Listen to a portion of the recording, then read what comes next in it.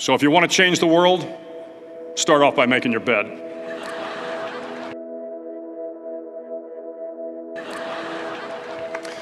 During SEAL training, the students are all broken down into boat crews. Each crew is 7 students, 3 on each side of a small rubber boat, and 1 coxswain to help guide the dinghy. Every day, your boat crew forms up on the beach and is instructed to get through the surf zone and paddle several miles down the coast. In the winter, the surf off San Diego can get to be 8 to 10 feet high, and it is exceedingly difficult to paddle through the plunging surf unless everyone digs in.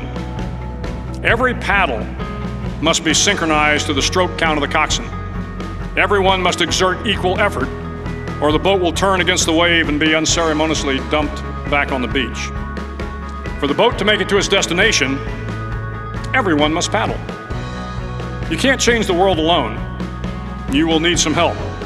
And to truly get from your starting point to your destination takes friends, colleagues, the goodwill of strangers, and a strong coxswain to guide you.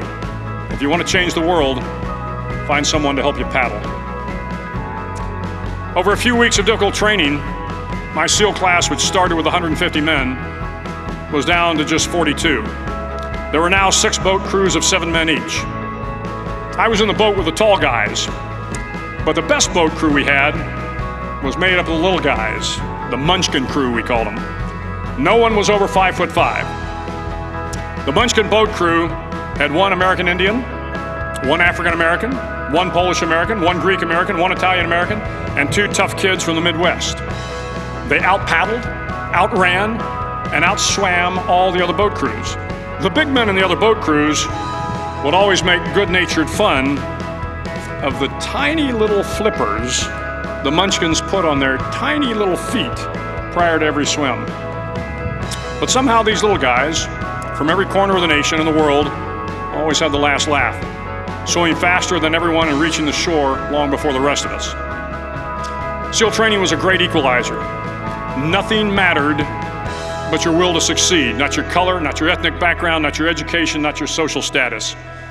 If you want to change the world, measure a person by the size of their heart, not by the size of their flippers. Several times a week, the instructors would line up the class and do a uniform inspection. It was exceptionally thorough. Your hat had to be perfectly starched, your uniform immaculately pressed, your belt buckle shiny and void of any smudges. But it seemed that no matter how much effort you put into starching your hat or pressing your uniform or polishing your belt buckle, it just wasn't good enough. The instructors would find something wrong.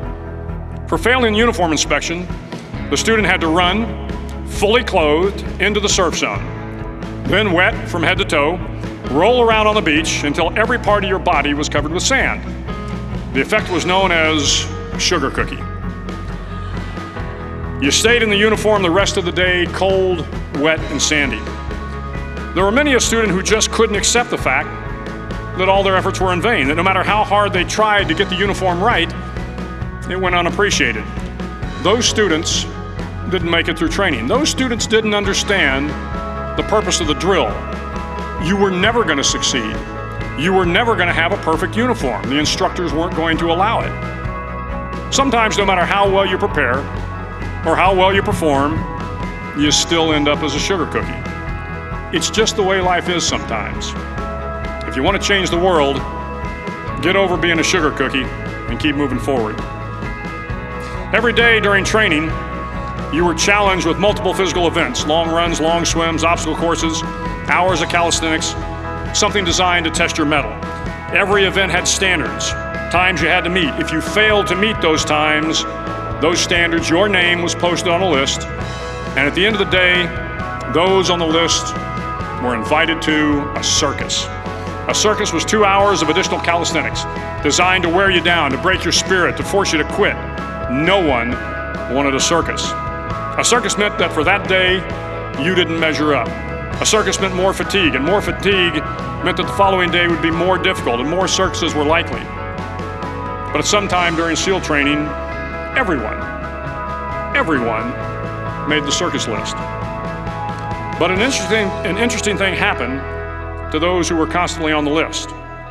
Over time, those students who did 2 hours of extra calisthenics got stronger and stronger. The pain of the circuses built inner strength and physical resiliency.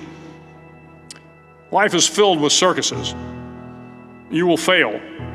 You will likely fail often. It will be painful. It will be discouraging. At times, it will test you to your very core.